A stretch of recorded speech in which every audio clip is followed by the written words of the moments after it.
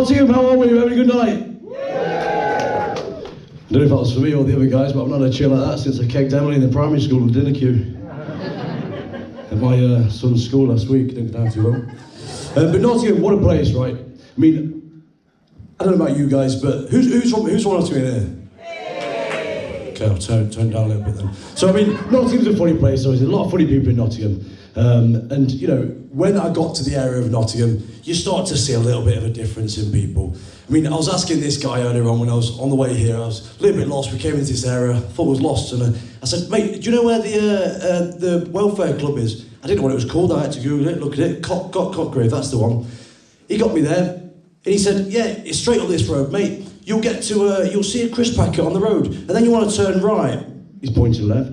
Anyway, and then when you get to there, carry on going up, mate, and then you'll see, there's a group of lads that are arguing about football. It's on the right there. Again, he turned left. Don't know how I got here, but I don't know about you guys, but guys from Nottingham, can you confirm, do you get your GCSEs from Kellogg's or something? But look, guys, I know you're probably thinking I look like some jacked doorman or someone just got out of prison, but none of them are true. I got out of prison 6 months ago now, but I've tried to soften my look quite a lot. I'm quite aware that I walk into a place and I look quite intimidating, that I get told a lot. So I've tried to soften my look a little bit, and I had a hair transplant last year. It's actually come up to the birthday of my new hair now. Yeah, thank you. Keep going. And I actually got some turkey nashes as well. Don't know what they look like on a light up here, but you know. But no, I tried to soften my look. 8 grand in, and my missus turned around and said, have you ever thought about smiling? I don't smile often, and I'm pretty aware of that. I walk into most places and people think I'm either going to knock them out or eat them. I've only ate a few people in my time, but you know. But no, I am a massive softie though, other than obviously, you know, looking sexy. But keep going, come on.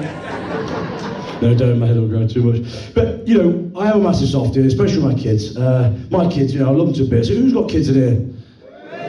Who absolutely fucking adores your kids? I nearly said mine then, that would have been weird.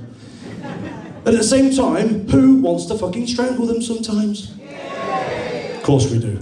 Anybody that doesn't have kids, that doesn't want to strangle them at some point, God knows if you're just as fucking clever as them. But honestly, they are. I love them to bits, they really are. And I've got 2 kids, 8 and 5. We couldn't think of any names, so we just called them numbers instead.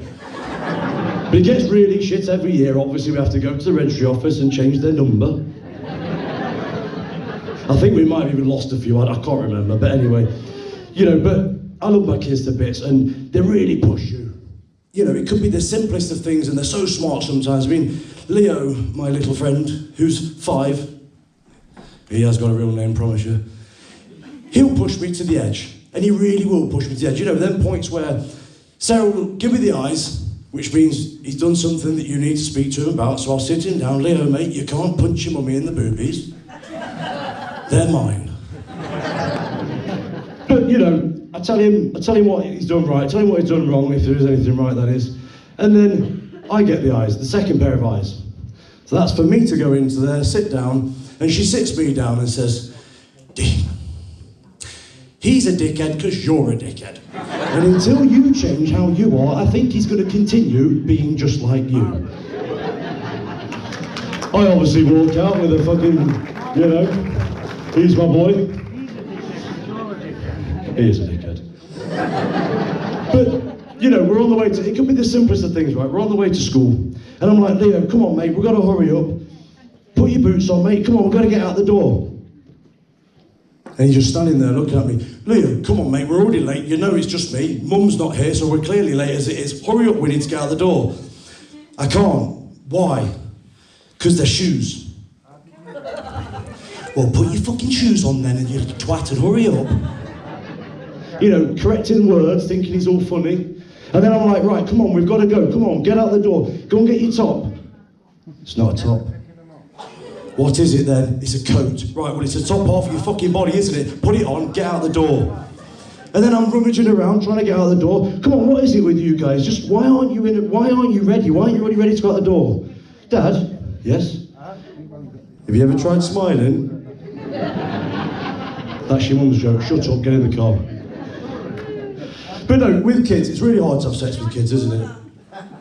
I mean, when you've got kids. It's really hard in the house to have sex when you've got kids. Nearly shut me down then. I won't be on Netflix.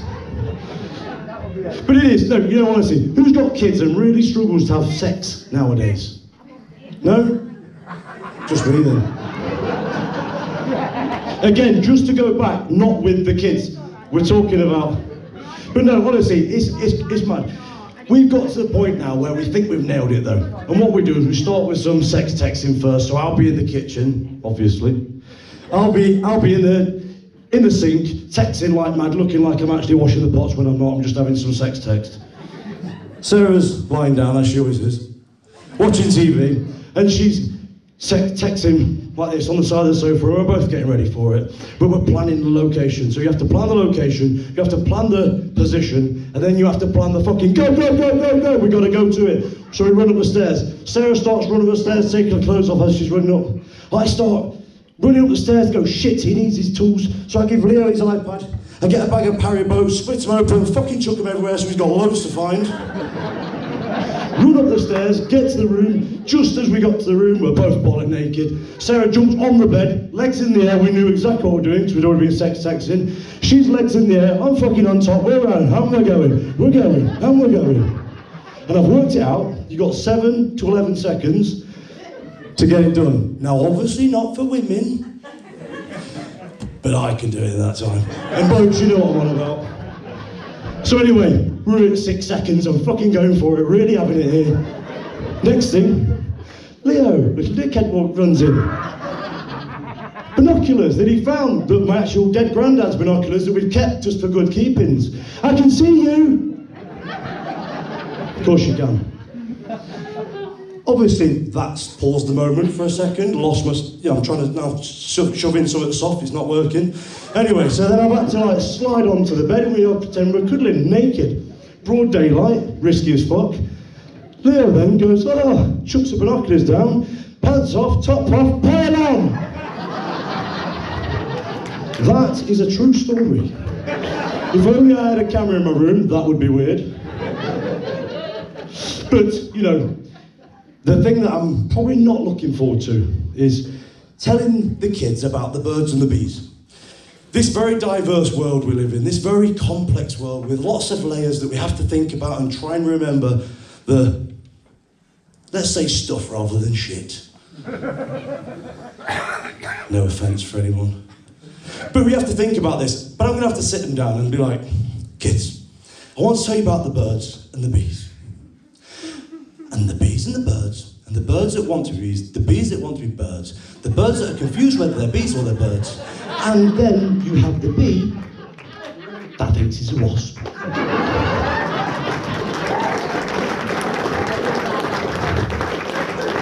Well, but I'll leave you with this little story, because I could probably talk for the rest of the day and that would be fair. But me and my missus have been together 8 years now. And you know what it's like at the start of a relationship, all cute and everything's fine, you know. You sort of like let them do anything, and even trumping's cute, it's like, you know. But then it starts to change a little bit, doesn't it? Well, the reason and the way it changed for me was I didn't realise that my missus has a serious condition, disease, and whatever other words you want to put on the end of that, in the night. She not only sleepwalks, but she turns into the fucking exorcist. No shit, straight up. First time it happened, I'm in bed, obviously, asleep, fast asleep, beauty sleep, because I need it, and all of a sudden she gets up and goes, Simba! She calls me Simba, if you wanted to know. They're here! Obviously, bang, bang, bang on my chest, I've got up and gone, fucking who? And what do they want? And she said, obviously, I'm like, fuck, and did it what any strapping bloke would do at this point. So I curled up in the cover and just went, are they gonna go yet? But But then I realised she was sleepwalking, and this is the disease that I didn't get told from her fucking parents that she has. So I got out of bed, went round her side, and I said, "Sweetheart, it's okay." Put her back down, kissed her on her forehead, a little bit of a stroke, tucked her in, and I said, "It's fine, baby, they're not here, they're not going to be here, and they're not going to be here all night anyway." And I got in my side of the bed. I sat in bed, my heart's banging, and I'm thinking, what the fucking, who is this, and where actually are they? Because I don't know if she's actually telling me the truth or not here. Yeah, all night I was like this fucker. Horrible, horrible girl. But it went to another level there after that, and I thought, you know what, fuck this, I'm going to play a game with you. So, there was this other time, we got the beds turned for some reason, but we got up, she ran across the bed, opened the drawer, starts rummaging through and says, "Which drawer is it in? Which drawer is it in?" I got up, heart banging, fucking hell, here we go again. Right, we're going, this time I'm having you. "It's not that one, sweetheart, it's the one on the right." So she goes over to the one on the right and she's like, "Oh, it's in here." She starts throwing things out of the drawer. She's thinking, whereabouts is it? With her head actually in the fucking drawer. I'm like, "Not that one, it's the one at the bottom." "Oh, okay." So she goes down the bottom, she starts throwing things around, starts thinking, where is it? Where is it? I don't know if she knows what she's looking for. I haven't got a fucking clue, but it's hilarious. But I worked out at this point, there is between 7 to 11 seconds before, wait for it, before she wakes up. And this is the thing, it's fucking hilarious. Honest to God, I'll film it for you all. Send me your email address, I'll send it you. But if I send you that video, it is hilarious. She's doing all this stuff and slowly she starts to, oh fuck, she's awake. And it's around 7 to 11 seconds. And we all know what you can do in that time, eh lads? So what I did is I took my pants off, I ran over, and I'd run out of time. But there was this one last time that this happened that I want to tell you about before I leave you. And she actually saved my life. Genuinely saved my life. We're in bed, again, getting me beauty sleep, lost hair by this point, because quite a lot of times she's had me up through the night.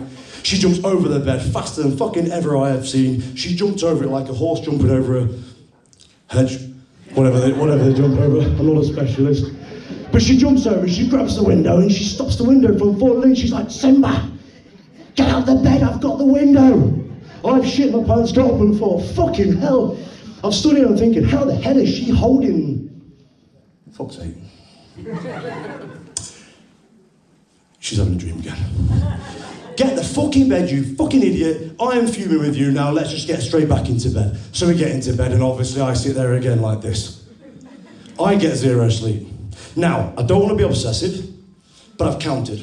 In the 8 years, 1,248 times, I'm not being obsessive, that she has done this to me. That's the reason I've lost my hair. If I'd have figured it out at the start, maybe I wouldn't have had to have a hair transplant. And if she'd have told me to smile a little bit earlier, we would have saved £8 grand. But guys, you have been amazing. I've been amazing. Thank you very much.